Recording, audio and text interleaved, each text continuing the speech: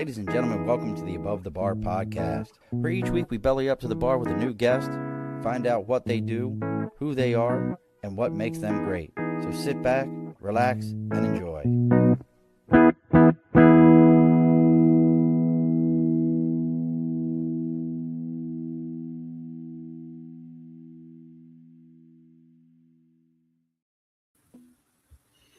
Alrighty, folks, welcome back to the Above the Bar podcast. It's your host, Sean. We have bellied up to the bar here on this last Wednesday. You know what, Facebook? Me and Facebook are enemies from now on. We have bellied up to the bar here on this last Wednesday here in the month of July, my birth month. For those who didn't know it, I turned 30 again this year, and I like it that way, and I'm going to continue to just turn 30 every year, just with years and years of experience after that. But why not, bring a blast from the Marine Corps past, Marine that might have served with Justy. I don't know who the hell he served with, but we're going to figure it out here. But joining us all the way. And listen, if you know anything about the Marine Corps, folks, this is going to make super sense in a moment. There are two states that if you ask them while you're in the Marine Corps what the greatest two places on the face of the earth, one will tell you it is Maryland, and everybody from Maryland will tell you that. Just ask them. And the other one that'll tell you the most amazing place in the world is always going to be Texas. So why not have somebody joining us, another Marine from Texas? We're going to be talking about what leadership after the military service is like, and I'm going to butcher his last name just like it happened for all the time he was in the Marine Corps. So joining us all the way from Texas, it is Mr. Cliff Sosamon. How bad did I butcher it? No, man, that was pretty much on point. Pretty much. Listen, it's been a lot worse. So how many times you get like, so Simon, what are you doing? So Simon, yeah. And I can see the first sergeant in my head right now yelling, "Hey, somebody go get me So Simon. Go get him now." I need to ask him a question. I need to ask him something right now. Oh, and Miss Orchid's already joining us. Hello, my dear. I imagine the world of Amtrak sucks right now with all this rain that we got in the Northeast. But real quick, we're going to be talking about what leadership after the military service is like. So let's go ahead and get some house cleaning done real quick, folks. As always, over my right shoulder is the big board for Sticker and a Cause. If you've got something you believe in, something that you're supporting, you want other people to know about, reach out to us on Facebook, LinkedIn, YouTube, Twitter, Twitch, Instagram, X, you name it. We do it there. Our website is theabovethebarpodcast.com. Our email is theabovethebarpodcast@gmail.com. Reach out to us. Let us know what you got going on, what you got happening. We'll be happy to read all about it. Put your sticker up on the board. It's how we grow. It's how you grow. Everybody. She's still out. Everybody gets their stories around and how everybody gets better and better every day, folks. Also, let's talk about the people that pay the bills around here. That is Budget Blinds of East Greenbush, Hudson, Coxsackie, Schoharie, Delmar, Clifton Park. Hudson, Coxsackie, Schoharie, Delmar, Clifton Park, East Greenbush. Oh, and by the way, starting here next week, it'll also be our newest sponsor, Budget Blinds of Lake George. So if you're up here in the capital region, you know Lake George. It's an absolutely beautiful place to be up there during the spring and summertime and when leaf peeper season starts. So we're going to be supporting those folks up at Budget Blinds of Lake George. And again, folks, that is North America's largest custom window treatment company. They're handling everything from blinds, shades, shutters, drapery. And if you reach out to them before the end of July here, it's 25% off of all motorized shades. And if you tell them you're there to belly up to the bar, folks, they're going to give you an additional 5% off your entire order. So make sure you're reaching out to Budget Blinds of East Greenbush, Hudson, Coxsackie, Schoharie, Delmar, Clifton Park, and Lake George. All right, Cliff, it's all done. All that stuff's done. Go. Hey, you got to pay those bills. I get it. They ain't going to pay themselves. That's right. You know what they never told us while we were in the Marine Corps? They probably heard somebody say, hey, if they wanted you to have a family that issued you one, you probably heard that one. You know what? I never heard them say if they wanted you to have bills they'd issued you one. Yeah, that wasn't a thing. Those were still coming. Yeah, they had no problem with that. So real quick here, folks. So let's get into this. Cliff, we worked so hard to make sure this up. And for the longest.com in the world, folks, if you'd like to find it, there's cliff.com. It's executionunderpressurespeaker.com. EUPS. You could have just said EUPS, you know that? I tried. Oh, you couldn't get that one? Please tell me who EUPS already is. Do you know? It's owned by somebody, but there's nothing there. Oh, it's one of those. Yeah. I was really hoping that it was like some weird site where you're going to be like, yeah, dude, you don't want anything to do with that. Yeah. Like, Wow, I got a virus now. That's awesome. Yeah. yeah. So, all right, brother. So tell us all a little bit about you. Give us a little background on you. So 60,000 foot view. I grew up in central Illinois and needed to get out of there as quick as I could. So I joined the Marine Corps. Story What year did you join? What year did you join? 1992. Oh, wow. You're senior to me. I'm a boot to you. I'm Yeah. 94. Listen, I'm a boot. I'm a boot, There it the boot is. gunny. There it is. Yeah, I jumped in and I was on the east side of the Mississippi, but because our closest MEP station was St. Louis, I went to San Diego. Oh, really? That's I've never, dude. I spent 12 years recruiting. I've never heard somebody say that. Interesting. Yeah. So it's like from probably the Champaign-Urbana, which is where the University of Illinois is, area, kind of south. They all go to the St. Louis MEPS, and everybody else north of that goes to Chicago. So they go to Paradise Island, and the rest of us go to San Diego. So went there, went to my MOS school in Aberdeen, Maryland. I know it well. Spent some time there. Spent some time in the Inner Harbor as a young 18-year-old, 19-year-old. Hammerjacks and stuff like that. Oh yeah, yeah. Those are some stories that for another time. But and I spent my first 3 years at Camp Lejeune. Participated in Operation Uphold Democracy, Restore Democracy in '94, and then when I got back, I volunteered and went Marine Security Guard. All right. And so spent first 15 months at the embassy in Bangkok, Thailand, and then spent a year at the consulate in Rio de Janeiro, which is where I met my beautiful wife. We've been married for over 27 and a half years now. And congratulations.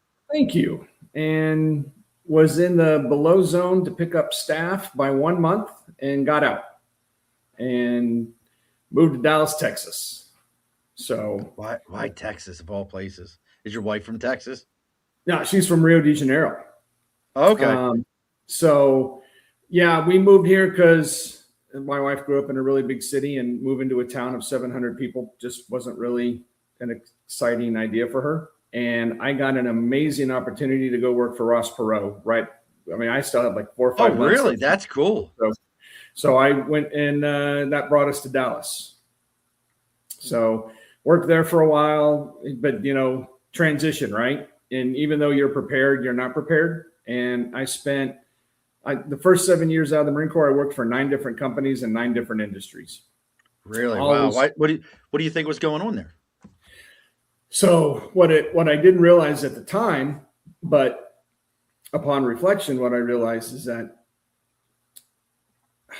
it really came down to I didn't have a mission, I didn't have a purpose, I didn't have the community, the camaraderie, I didn't have the structure that was in place. When you're in the Marine Corps, you don't really realize it, but you really get ingrained in the structure. You get ingrained in all that community, camaraderie. And you have a mission and you have a purpose and you're a part of something bigger than yourself, and working for a corporation that is revenue driven. There's no purpose. There's somewhat of a mission, but it's not really something you can grab a hold of. Revenue, right? Is that really a mission? And then the structure, you go from, being around the same guys and gals every day, and you're in the barracks and you're doing this and you're doing that and you're everywhere together. And then it's like you go to work with somebody who seems pretty cool, from 9 to 5, and then you get off work and they go their way and you go your way, and you're just, and really that was the thing. The grass was always greener on the other side of the fence, and constantly trying to find something that wasn't there. And when I found it, it's when I got involved in veteran nonprofits and veteran service organizations. And that's what really brought back, I went to work not to work, but I got, I guess you could say, roped in to the VFW. And, they saw me walking in, with a big sign on my head, like, yes, please. And so I was like, I need a post adjutant. Okay, I'll be that. Oh, we need a junior vice commander. Okay. Oh, we need a senior vice commander. And when they said we need a commander, I was like, no, we're done. I had enough of this, because at the same time we were running a business. My wife and I started a staffing agency, and Nice. then myself, my wife, and a couple other former service members, we started a veteran nonprofit to really shine a light on what was going on. This was like 2011, 2012. So you know what the environment was around then, right? I mean, everybody was coming back. Everybody had problems and everything that was going on, and people were looking for handouts, and we weren't about that. And so we just built an organization to hold a military ball and raise money and give it to other organizations so that they could have a funding source and keep working on their mission. And so all of those things together, that was my purpose. That was what was my driver.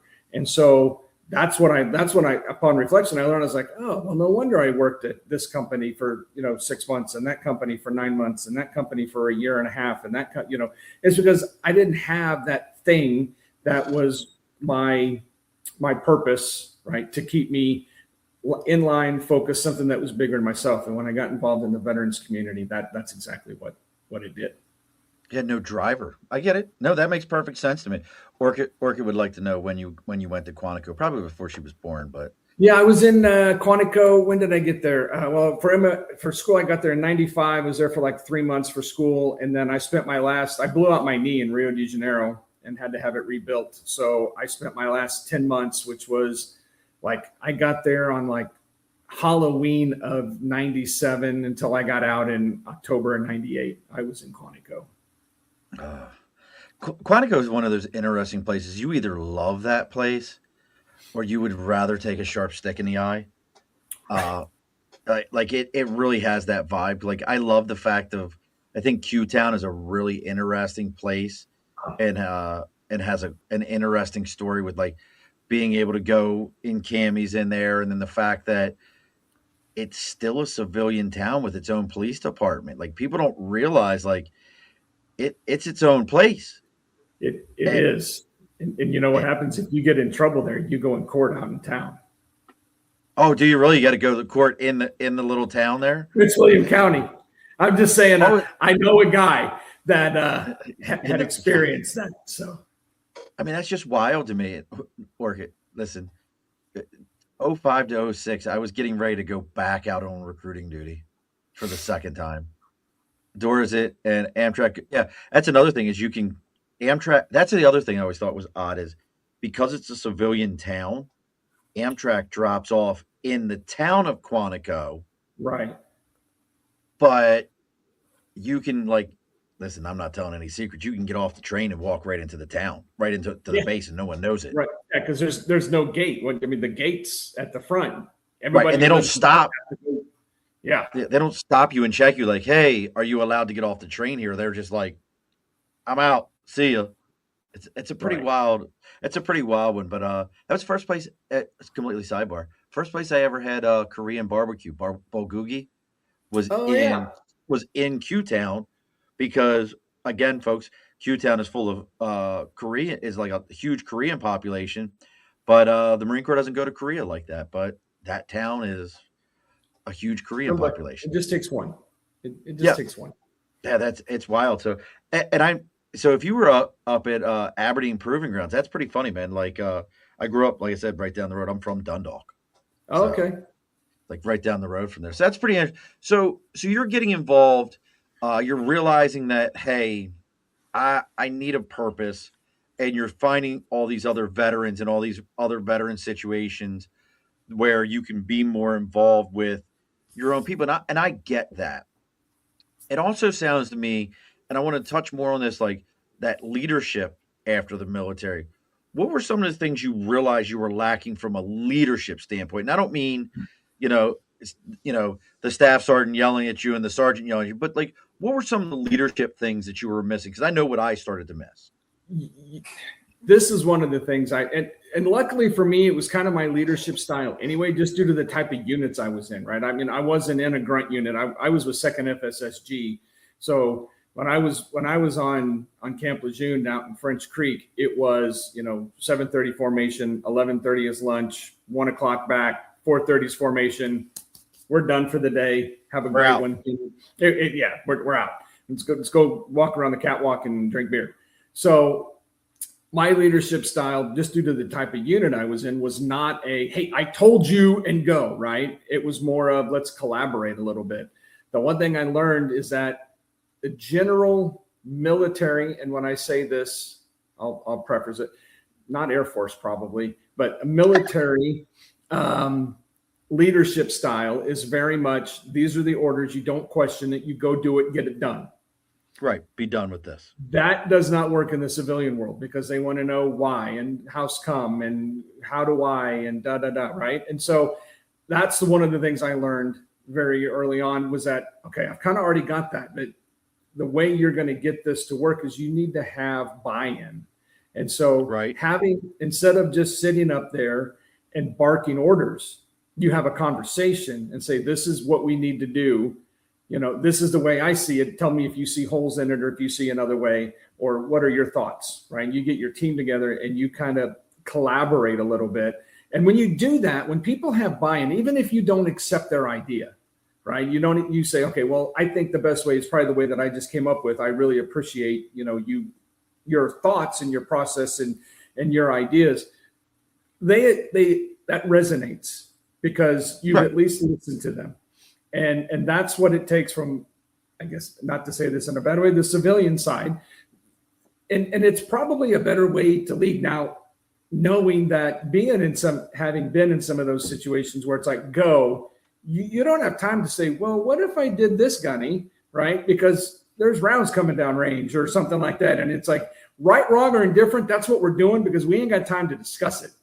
That's not the modus operandi there in the civilian world, right? It's like, well, yes, we have a deadline, but it's not like it's in the next 30 seconds or we're all going to die.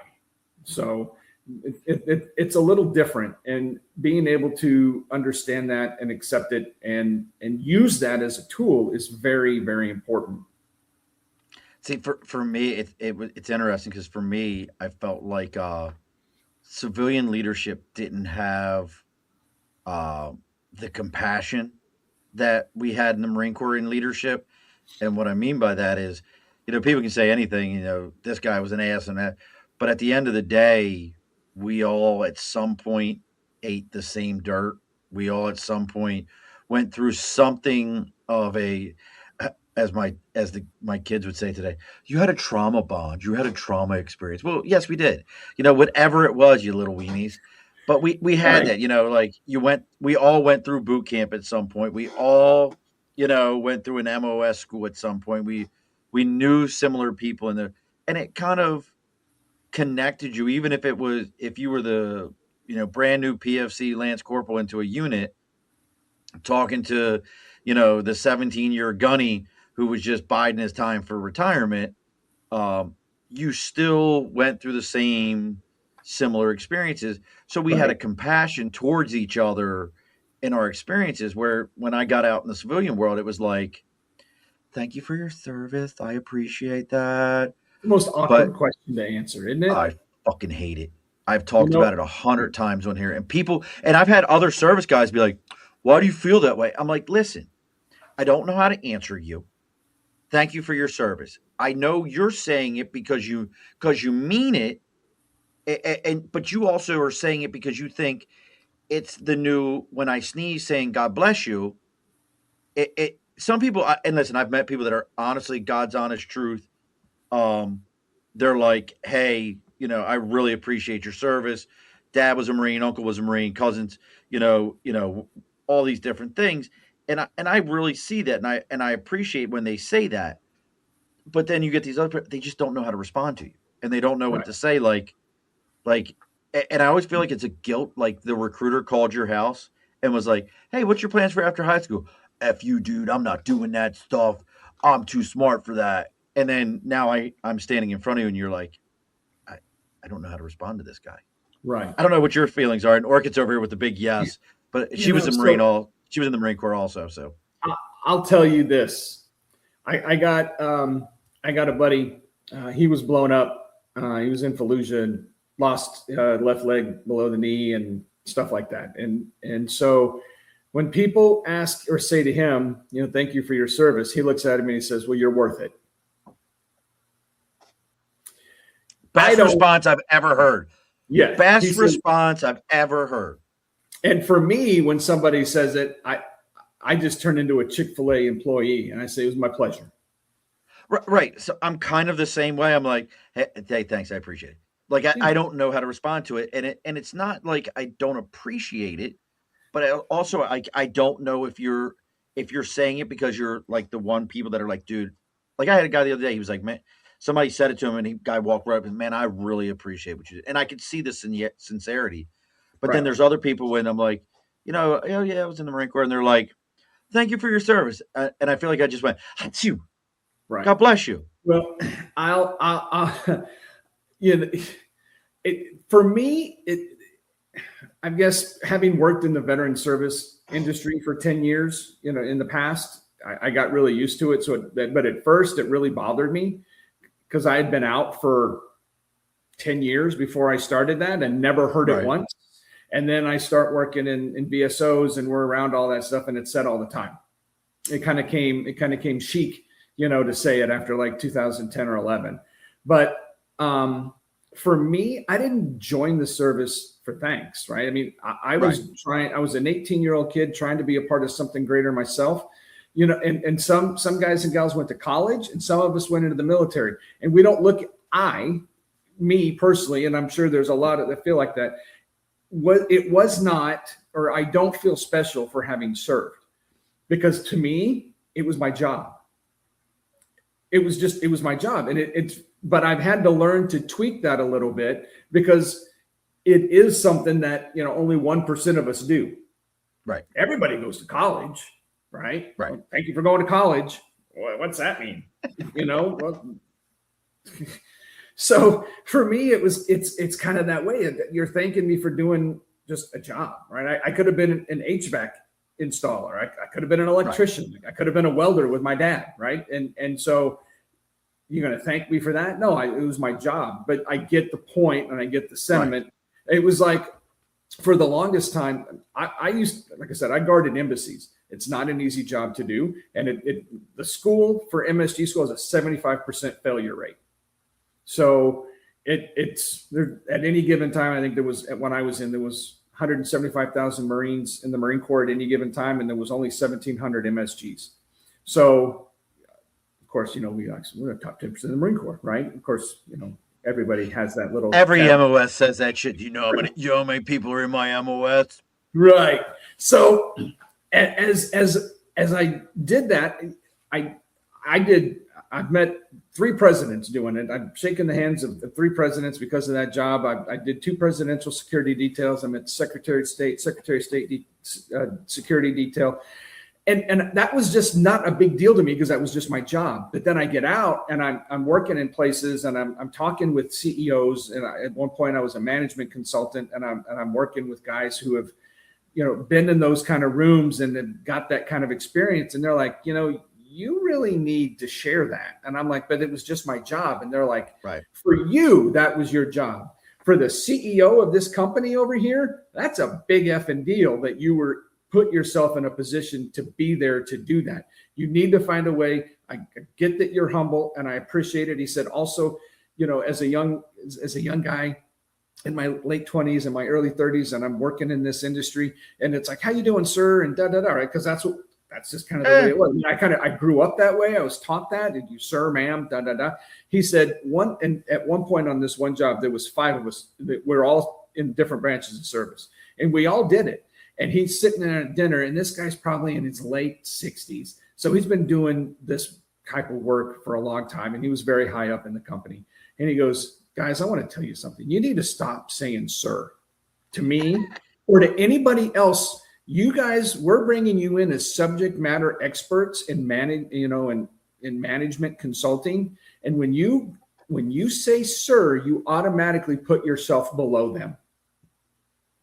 So when you walk, just from a hierarchical standpoint, that yes, you're being polite and everybody gets it, but in a subconscious type of thing, you're saying sir to them, just like you did to officers. You didn't say sir to Gunny. You didn't say sir to staff sergeant as a sergeant. You said staff sergeant. You called them by their rank, right, or their name. Right.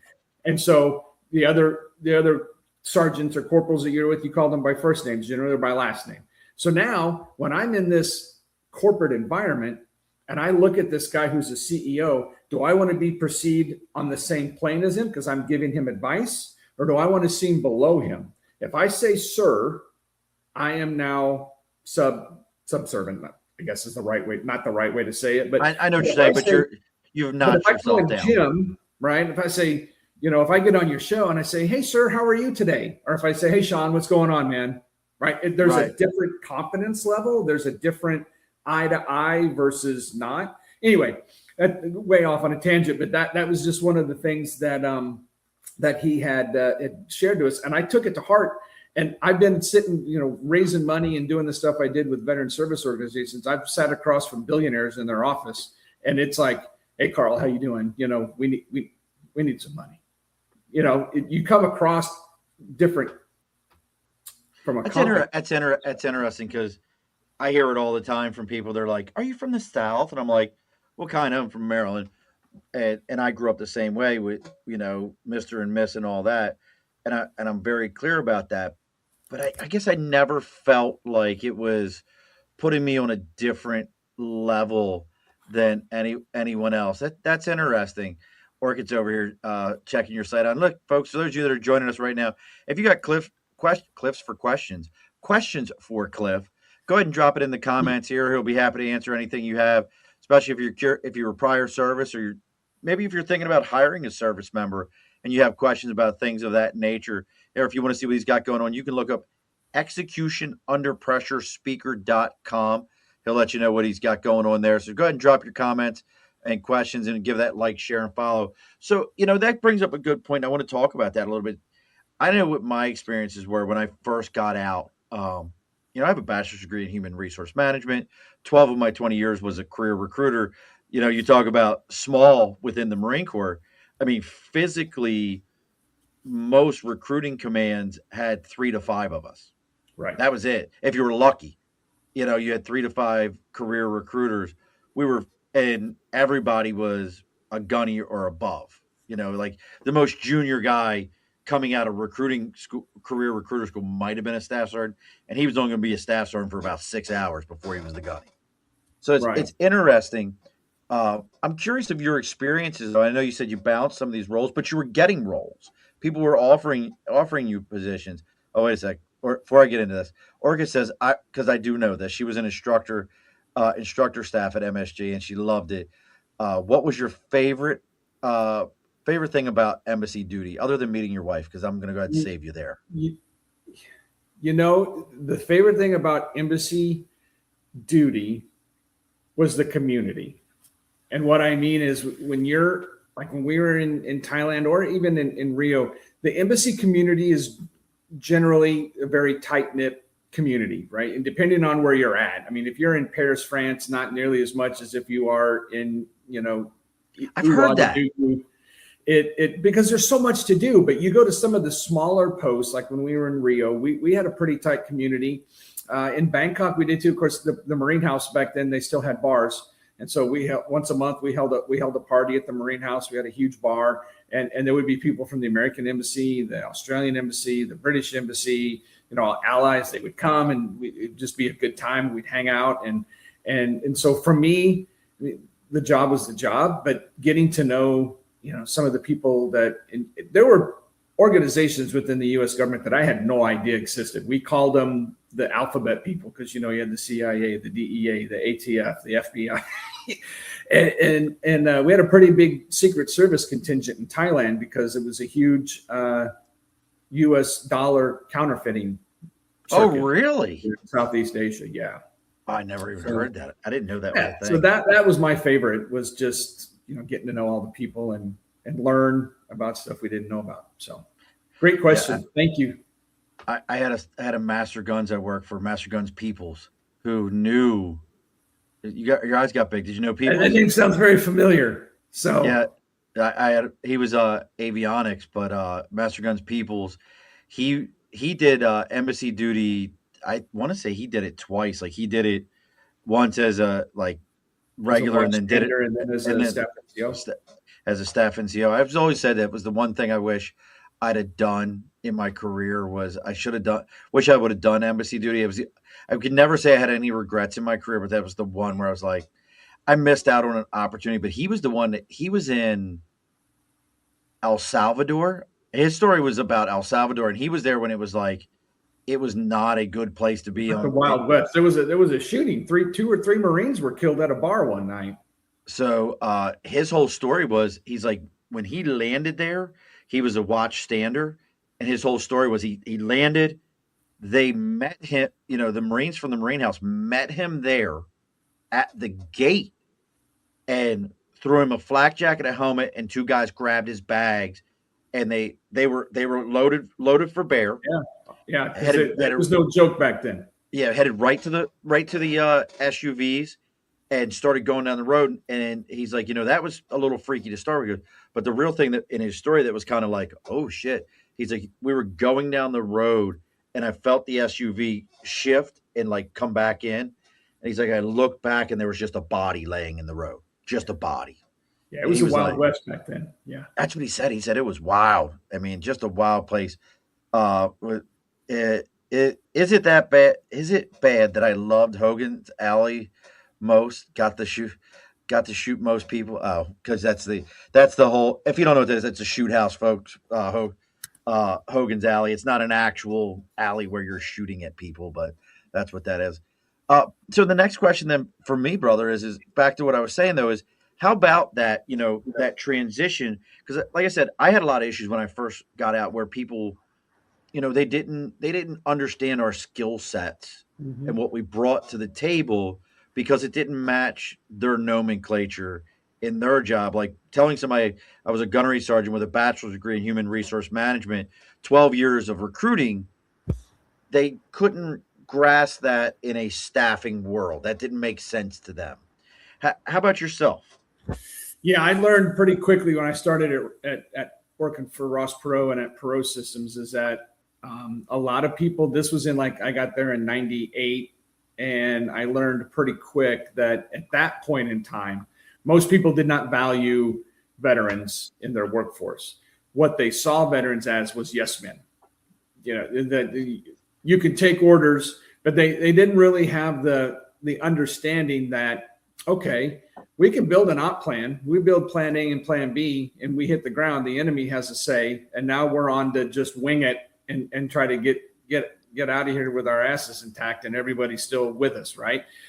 They don't understand that most of the things we do in the military takes some general, some G2, right? It has to take some intelligence to figure out, and that we can overcome and adapt.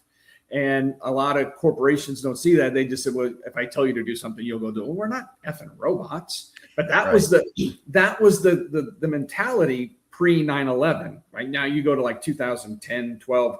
People are starting to understand there's some value to having these guys and gals in our workforce. And for me, the one thing you talked about the transition, and I talked about it earlier, it wasn't easy for me. But as I started filming this podcast that I do, the Tailgate Chat, and I sit on my tailgate of my pickup truck with my iPhone and I just talk. And things came to me. And one of the things that I've wrote about, I have a Substack, I write every once in a while. And it was about transition. And the thing that really struck me the most is that the times in my life when my purpose was tied to my title, my transition was harder. What do you mean? So we get out of the Marine Corps. I'm a Marine. We hang up our uniform. It's almost like we hang our identity up in the closet because now I'm not a Marine. I mean, once a Marine, always a Marine, right? But right, but I get it. No, I get that. So I'm not a Marine anymore. And now what do I do? You're like Ricky Bobby. You're kind of floating around. You don't really know what to do with your hands. You're just kind of lost. And when I got out, I thought that I was good, but that's why I worked for 9 different companies in 7 years, is because I was lost. I didn't know what I was missing. I didn't know what it was. I didn't discover this till much later, by the way. But then once I got involved in the veteran community, I had a job working for a sales and marketing company, and I was doing all this veteran stuff on the side. I mean, I was with the senior vice commander for the VFW. We had the North Texas Military Association that we founded. I was on the the Frisco Veterans Advisory Committee board. And, there was like 2 or 3 other things. And that's where my purpose lied.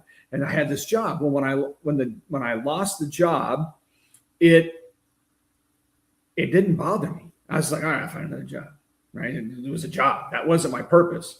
But now when I was the executive director of a veterans nonprofit that taught veterans how to become entrepreneurs, and we helped 50 plus veterans start and launch businesses. In 2018, when that closed down due to funding issues, brother, I went devastating. Devastating. It took all I could do to get out of bed. I wasn't a good husband. I wasn't a good father. I had 2 young kids. And I was depressed and I was in the tank. And looking back on it, I go, you know what? When I tied my identity and who I was to my job, that's when it hit me the worst. But when I had something else on the side that held my purpose, that held my identity, and then I had a job over here, if that job went away, okay, it didn't bury me, if that makes sense. Now I was in a hole for probably about 5 years. It was a long road because I went from just being completely depressed, blaming everybody under the sun for what happened. And it took a while. And then we remodeled the house and we did that, and it kept me occupied, but it didn't take me out of it because I was still angry, right? I was angry at people because this happened and that happened. And then when I realized, and I finally one day, probably 4 years into it, I was like, I need to take a little personal accountability. I'm the one who jacked this show up, because if I would have been on my feet and I would have moved or pivoted, we would have saved the organization, but I didn't because I was too stuck in my ways on doing it a certain way. So, and there's a whole episode that talks about this on my podcast, that once I learned to A, take accountability, B, forgive people for stuff that I'm carrying. They have no idea. They just did what they did, and they're moving on. And I'm mad as hell at them. And if I walked up to one guy and he was like, "Hey man, how you doing, brother?" And I'm like, "Man, I'm mad as F at you." But I didn't say anything. I was just like, "Oh, you know what? He doesn't even know. He doesn't even know." And so that's just all on me. I'm just holding myself down. I'm just holding myself back. So that's where a lot of this stuff that I talk about, execution under pressure, that's where this all derives from, is that I understand that I needed to take accountability for my actions. I needed to accept responsibility for the things that had happened. It's not anybody else's fault. That's one thing our society loves to do, is blame everybody and their brother and try to keep ourselves clean, so to speak. So I did that. And as I did those things, I felt weight coming off my shoulders. And as I understood, this whole transition thing, and then if I have something that has my purpose and that is driving me, it's just that's where it's going, and that's where everything is leading, and that's where I understand now having a purpose, because I wholeheartedly believe each one of us have a God-given purpose on this planet. Absolutely. We already won. We were born, right? When your mom and dad got together, there was 40 million of you racing toward that egg, and one made it. That's you, and you're a winner. And so don't think down upon yourself. And one thing I always try to do is, when I have these talks with people, is I'm not giving you the answers. I'm not giving you, the golden egg. You need to do that on your own. I'm going to give you a hand up, but not a handout. And I'm going to show you some things that worked for me. And that's what I do with this podcast. It's just me talking about what I've gone through and what I've kind of figured out for me. If it works for you, outstanding. If it doesn't, well, let's get together and let's figure it out for you. And by the way, I have started writing a book. It's I found out very, very early that writing a book is not as easy as everybody likes to think. Not. And within the first 37 pages, I realized I was talking in a circle, and I was like, "Oh crap!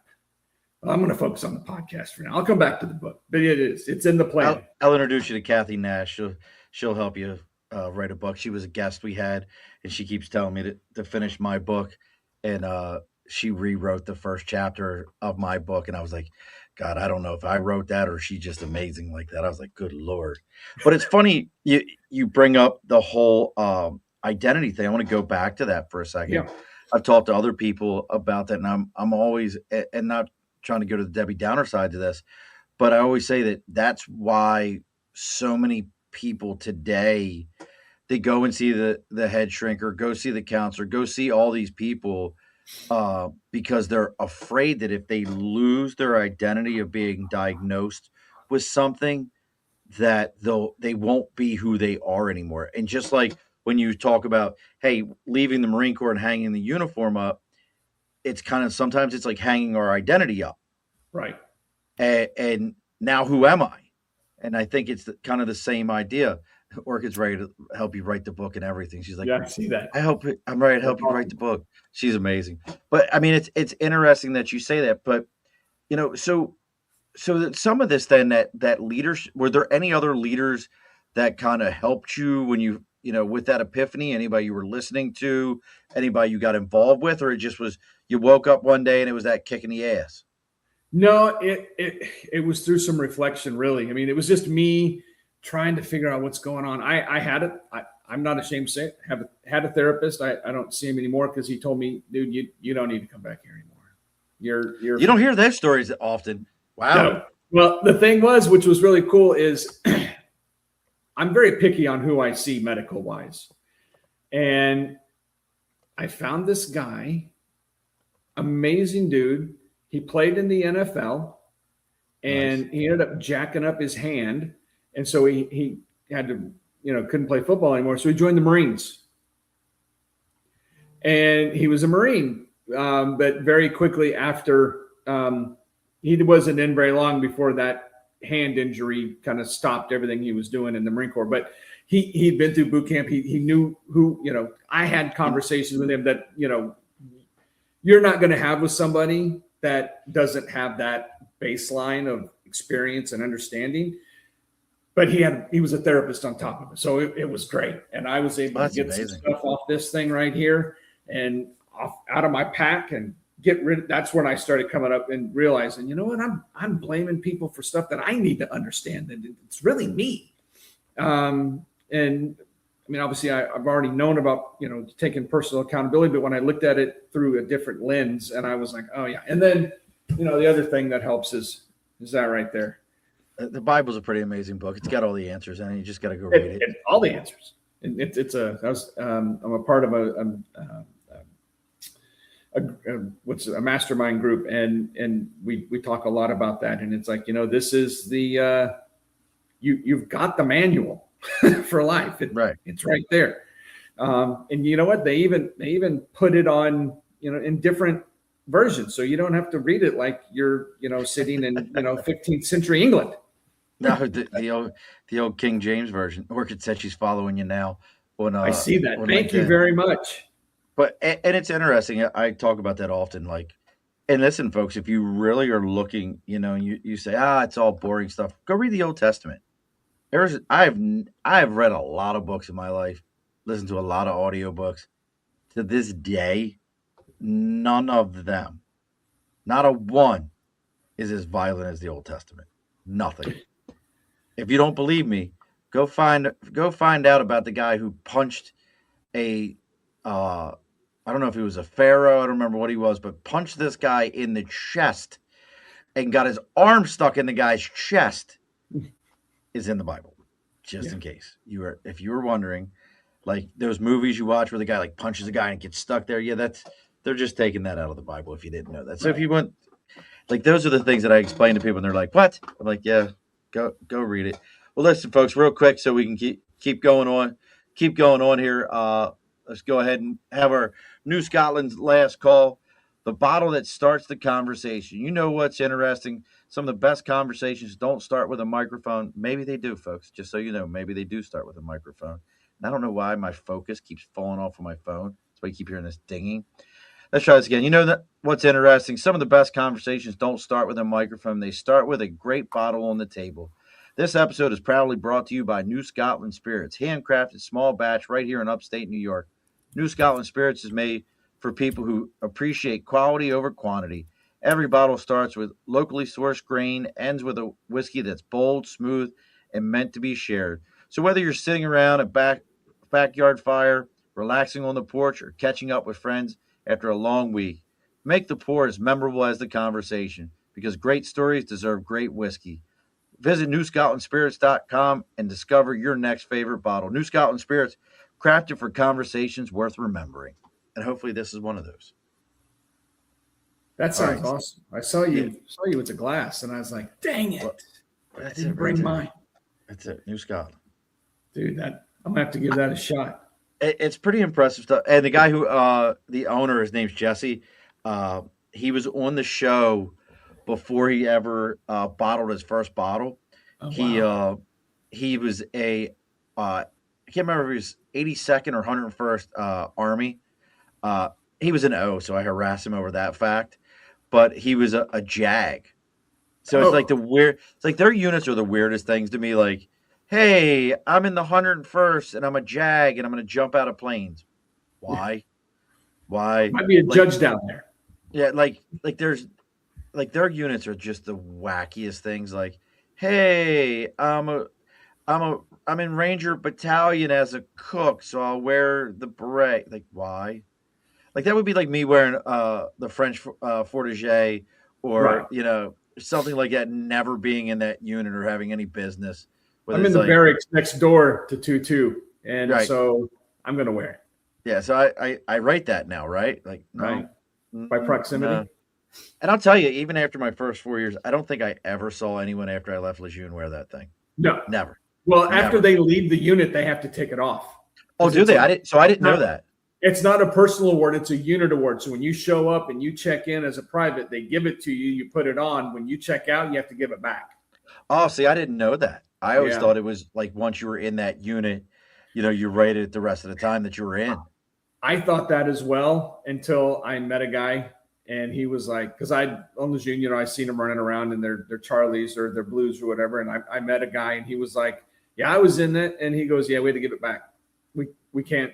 They may be able to keep it, but they're not authorized to wear it after they get orders to a new unit. Well, that's interesting. Yeah, I had no idea. See that learning is occurring all over the place. Listen. You'll hear. I get the biggest. You'll appreciate this probably. Whenever somebody spends like any time with me, I say a lot of isms. I have a lot of isms from my time. You had 6 years worth of isms. I got 20 years worth of isms. Right. I say things all the time, and people are like, "What did you say?" I'm like, "Oh, I don't know." 2-2 work it. 2-2 is I think it's from the First World War. Like they rate. It's from World War One. Yeah. Yeah, they rate the French Fortigé. So it's like it's almost like a cord, like a gold cord that they wear. And it doesn't look good in blues. Is it green? It's green. Is it green? Okay, I remember what color it was. Yeah, it's like one of those weird only units that get to do those things, and you're like, well, why do they get to do it? It's like when I was in 310 India Battery, like it was all about 7 for 1, and if you weren't in that unit or you weren't a real history buff with the Battle of Saipan, you have no idea what 7 for 1 is. Right. When were you in 310? Were you down on K Street? N Street. In Street. Yep, N Street. I was in 310, 94 to 98. So my best friend growing up was in Alpha 110. Okay. And I hung out down there in his barracks all the time because the gun rocks were much crazier than my guys.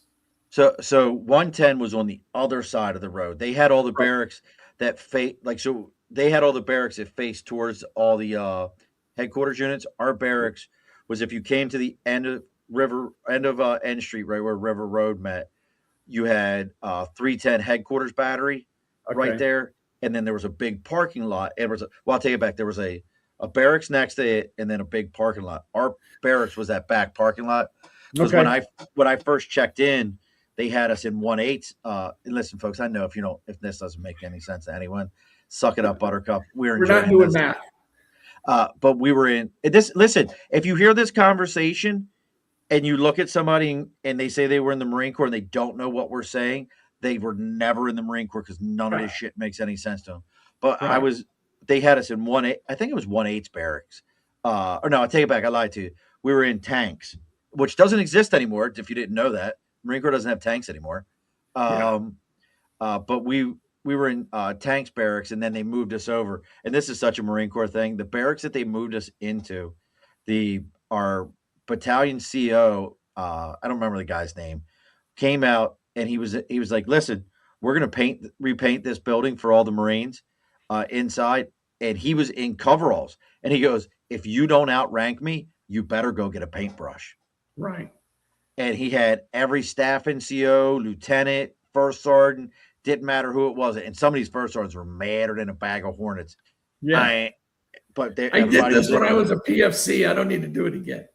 Yep. We had to paint our own barracks in kills because they were taking so long to get the barracks done so we could move in there. Yeah. So we painted all the rooms in kills so we could finally move back into it because, yeah. And everybody else was, because that unit was coming back. And then when I floated 96 and then 97, we floated with BLT 1-8. That's where I was remembering that, which was America's Battalion. Every unit, the Marine Corps, all of them got named. Like 1-8 was America's Battalion. 310 was 7 for 1, which is the Battle of Saipan, which if you don't know what that is, folks, you want to talk about it. You know about the Battle of Saipan? Yes. Like that's a crazy ass shit. Like artillery units laying flat elevation and shooting howitzer rounds at people. Not like in the air and exploding them, like at people. Like that shit's crazy. Wow. Yeah. What's Orchid saying? Something incredible happened to me last month. I met the oldest still living Marine who is the last person still alive to have the Morse code MOS. Oh, wow. That's pretty interesting. I wonder where the hell did you meet him at? That's pretty interesting. So back to you, though, Cliff. I'm sorry. I got off on a tangent there. So execution under pressure speaker.com. Folks, go check out what Cliff's got going on. You can also find him on LinkedIn. I'm taking a look at your website. Who's this ruggedly handsome, smooth-faced gentleman on here? Yeah, that's a younger version of me. That's when I was at the Dallas Cowboys practice facility, the Star in Frisco, and was speaking before a pretty large crowd before we did a fundraiser. Is that the one in my cowboy hat? Yeah, look at you with the cowboy hat and everything.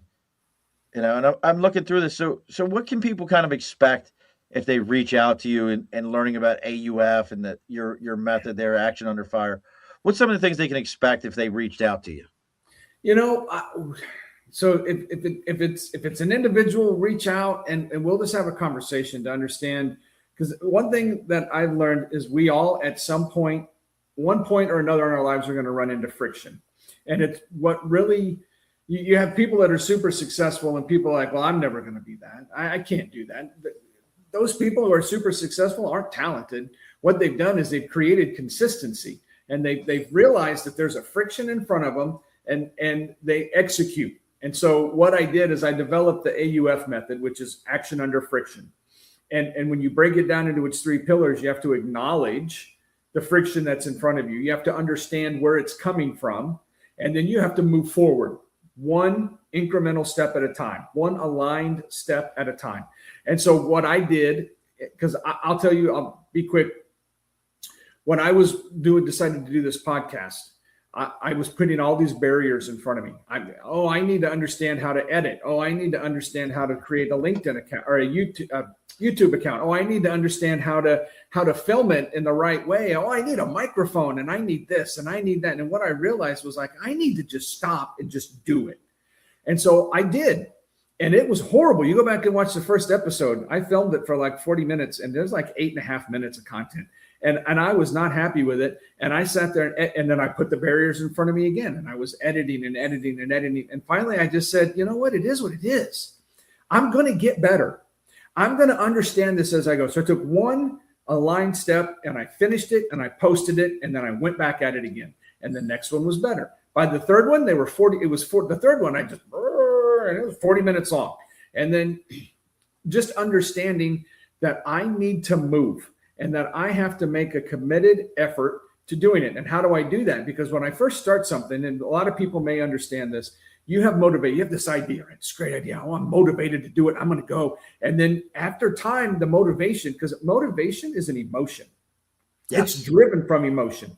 And what happens when you hate somebody? You don't always hate them. That you get angry, you come back down. You get happy, you come back. Right? It's emotions. So motivation is going to get you fired up. It's going to get your ass off the couch, and you're going to go after it. But whether it's a day, a week, a month, a year, that motivation is going to fade. And now you're going to be starting to hear what I call the three fears: the fear of failure, the fear of rejection, and the fear of success. Those are the ones that I dealt with.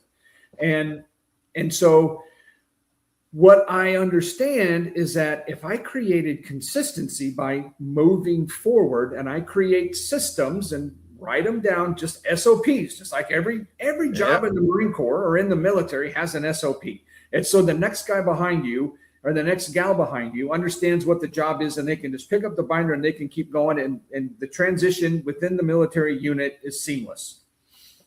Well, I've created those for myself. And what I found is that I don't need the motivation to get up in the morning and to write or to get ready to film the episode or to talk to or this, that, or the other, because I have a system in place for everything.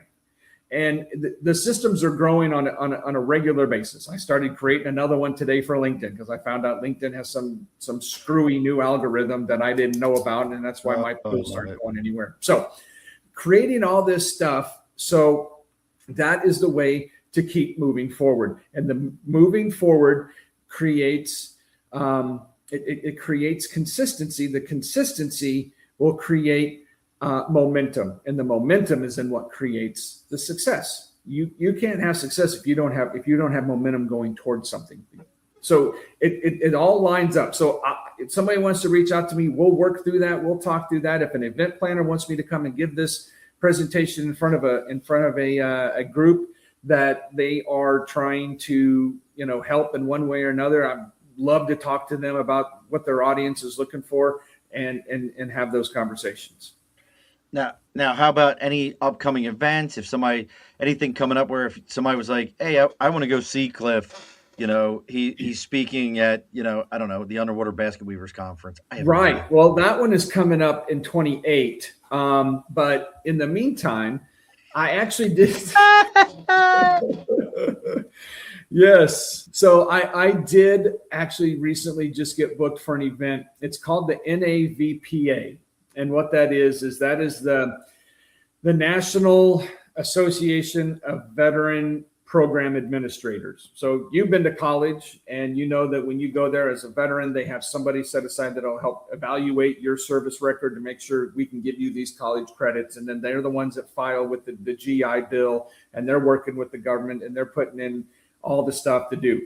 Well, there's an association of those folks, and they're having an event here in Dallas in October. And I just got booked to go give a workshop on this very speech to those people about how they are the one that is the catalyst between a veteran who has no idea what they're doing when it comes to school and being able to be successful at it. So that's the big one that's coming up. And I am looking at doing some other things. So as far as coaching and stuff like that, it's still very early, but if people are following me, they'll get the info as soon as it comes out, as I get stuff developed. And there's going to be a book, and I do writings on Substack, and that's all linked through my LinkedIn and my Instagram, my TikTok. I have them all. I have the TikToks, the Instagrams, the book faces. Book faces. Oh yes. Yeah. I've got all that. Well, listen, brother, we always appreciate having other Marines on.